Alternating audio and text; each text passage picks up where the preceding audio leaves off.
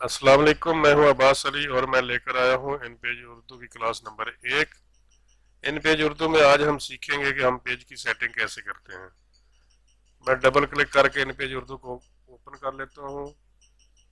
ये file menu है। File menu में से मैं न्यू कमांड को सिलेक्ट करूंगा। ये डायग्राम आ गया है जिसमें हम पेज की सेटिंग कर सकते हैं। मेरे पास इस वक्त जो डिफ़ॉल्ट में पेज खुला ओपन होना है वो A4 साइज का है। इसको जैसे ही मैं ओके करूंगा तो ये हमारा जो A4 साइज का पेज खुल जाएगा। इसको मैं थोड़ा सा जूम आउट कर दूं तो ये देखेंगे ये A4 साइज का पेज जो है ना वो ओपन हो चुका है। दोबारा मैं उसी डायग्राम को ओपन करूं तो यहाँ पर आप क्लिक करके देख सकते हैं कि बहुत सारे पेजेस जो है ना वो इन पेज उर्दू ने पहले से तैयार कर रखे हैं। A4 साइज हमने ऑलरेडी खोला हुआ है। उसके बाद A5 है, B4 है, B5 है। उसके बाद फोलियो, क्वार्टरो। उसके बाद आ जाता है कस्टम साइज। अगर हमें इन पेजेस में से कोई भी पेज नहीं चाहिए तो हम कस्टम साइज पे चले जाएंगे। ये कस्टम साइज को मैं जैसे ही ओके करूंगा तो यहाँ पर हम इसकी तादाद जो है वो कम या ज़्यादा कर सकते हैं। जितना हमें पेज चाहिए हम उतना ही ले सकते हैं। मैं 4 इंच इसकी लंबा चौड़ाई कर देता हूँ और इसकी जो लंबाई है वो चेंज कर देता हूँ। इसको मैं जैसे ही ओके करूँगा तो ये हमारा 4 इंच चौड़ाई है और 6 इंच इसकी लंबाई है।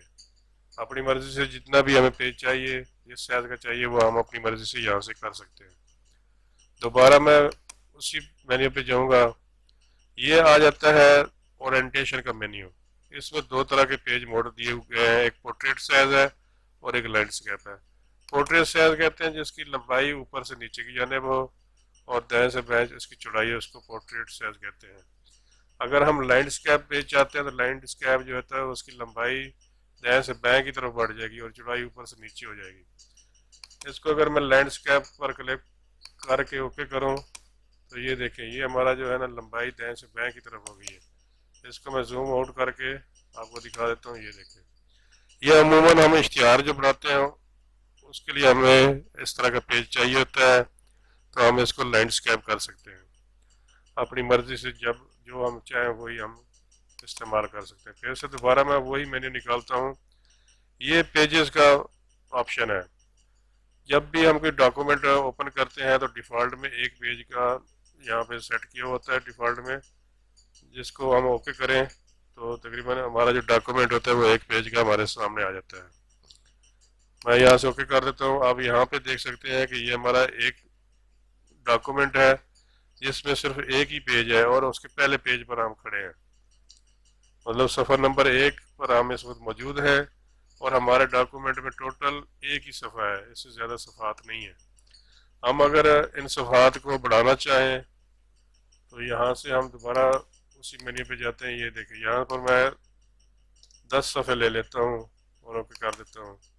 तो ये देखिए हम पेज अपने 10 सफ़ों के सफ़े 10 सफ़ात के डॉक्यूमेंट के पहले सफ़े पर मौजूद है। ये एक नंबर सफ़े को बता रहा है कि यहाँ हम एक नंबर सफ़े पर खड़े हैं और इस डॉक्यूमेंट के में 10 सफ़ात है। ये देखिए मैं इसको आगे करता हूँ तो ये पेज नंबर जो है तब्दील हो रहा है। क्योंकि यहाँ पे हमने कुछ भी नहीं लिखा हुआ, ना तो पेज नंबर लगाए हुए हैं, ना कुछ किया हुआ है, इसलिए हमें यहाँ पे शो नहीं हो रहा। लेकिन यहाँ पे जैसे ही हम इसको आगे करेंगे तो ये तादाद हमें बताना शुरू कर देगा कि इस वक्त हम 6 नंबर सफ़े पर मौजूद हैं। वापस हम अगर जाना चाहें तो यहाँ से हम बैक आ सकते हैं पहले नंबर सफ़े पर। ये हमें बता सकता है। अगर हमें इस जगह से सफ़ात की तादाद नहीं देनी तो हम काम करते हुए अपने डॉक्यूमेंट के अंदर भी सफ़ात ज़्यादा भी कर सकते हैं और कम भी कर सकते हैं। इसलिए हमें यहाँ पर कुछ भी सेटिंग करने की ज़रूरत नहीं है। इसके बाद आ जाता है मार्जिन। मार्जिन क्या होता है? ये जो आप देख रहे हैं ये खाली एरिया है। ये चारों तरफ पे हमें खाली एरिया नज़र आ रहा है। ये वाला ये मार्जिन कहलाया जाता है। ये मार्जिन हमने कितना रखना है हम अपनी मर्जी से इसको कम या ज़्यादा कर सकते हैं। इसका फ़ायदा ये होता है कि एक तो हमारी किताब की खूबसूरती बढ़ जाती है, दूसरा इस साइड पे अगर किताब की हमने जल्दबंदी करनी हो तो हमारी जो लिखाई है वो जल्दबंदी में नहीं आएगी, बल्कि ये खाली एरिया उसमें आ जाएगा। वैसे भी प्रिंटर जो होता है तकरीबन 3 सेंटीमीटर का एरिया प्रिंट ही नहीं करता। तो अगर हम यहाँ पर टेक्स्ट लिखना चाहें तो वो हमारा प्रिंट में नहीं आएगा, हमारा पूरी किताब जो है वो ख़राब हो जाएगी। अगर मैं यहाँ से मार्जिन की तादाद कम या ज़्यादा करना चाहूँ तो यहाँ पर मैं 1 इंच कर देता हूँ, और ये तमाम जितने भी हैं सब मैं 1 1 इंच कर देता हूँ। आप देख सकते हैं।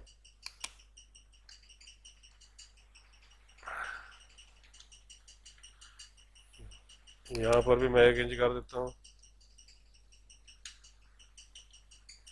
ये लेफ्ट साइड है, लेफ्ट साइड कहते हैं इस हाथ को। ये जो साइड है ये लेफ्ट साइड है, ये राइट साइड इस जगह को ज़ाहिर कर रहा है। ये जो टॉप है हमारा, और ये जो नीचे वाला एरिया है ये हमारा बॉटम है, ये इस जगह पे।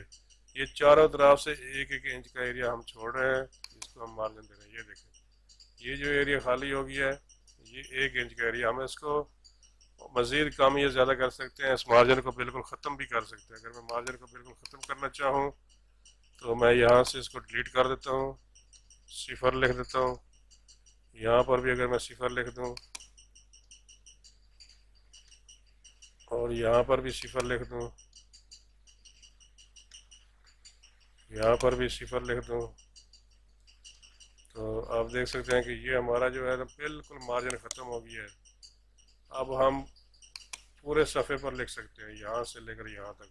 लेकिन मसला ये बनेगा कि एक तो हमारी किताब बदसूरत हो जाएगी, दूसरा जो है प्रिंटर जब प्रिंट करेगा तो तकरीबन 3 सेंटीमीटर के एरिया जो है वो छोड़ देगा, वो प्रिंट ही नहीं आएगा। हमारी किताब की खूबसूरती ख़त्म हो जाएगी और हमारा नुकसान हो जाएगा। इसलिए मार्जिन जो होता है वो हमें लिखना ज़रूरी होता है।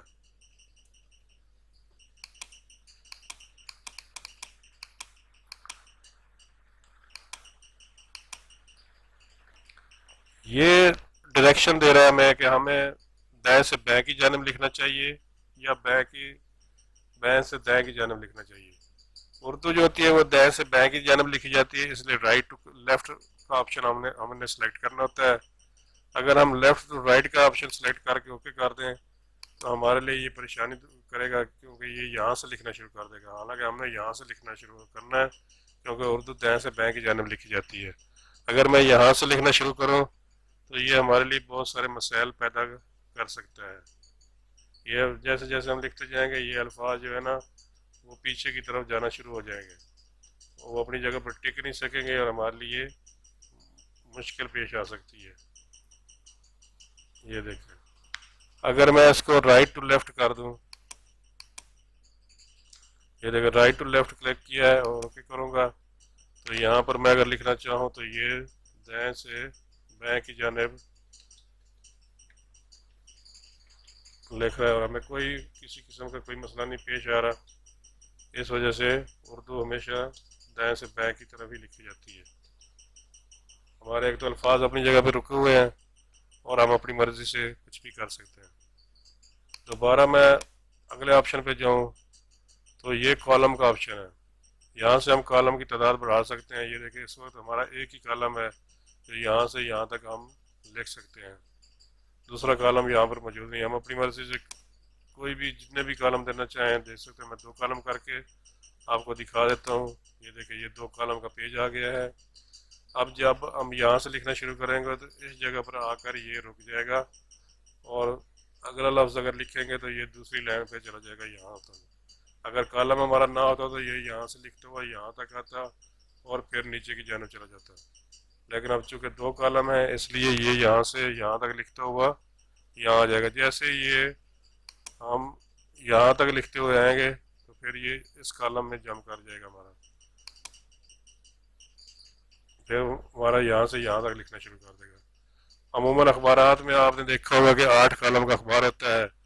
अगर हम यहाँ पर अखबार की सेटिंग करना चाहें और उसके 8 कॉलम ले लें तो ये देखें कि ये 8 कॉलम, ये जो हमें 2 लकीरें नज़र आ रही हैं ये कॉलम के दरमियान में, ये हमें हर जगह पे दो दो लकीर नज़र आ रही है। ये हमारा जब प्रिंट आउट होगा तो ये लकीरें उसमें प्रिंट नहीं होगी, ये खाली जगह होगी। जो भी टेक्स्ट होगा वो यहाँ से यहाँ तक होगा और यहाँ से यहाँ तक होगा। ये जो एरिया है ये खाली रहेगा, मतलब कि ये दो कॉलमों को अलग अलग करता हुआ नजर आएगा।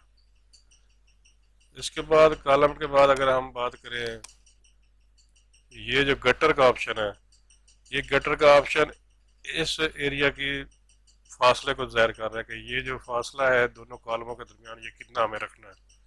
ये 4.23 मिलीमीटर का फासला रखा हुआ है, हम इसे कम या ज़्यादा भी कर सकते हैं। इसके बाद ये आ जाता है ऑटोमेटिक टेक्स्ट बॉक्स।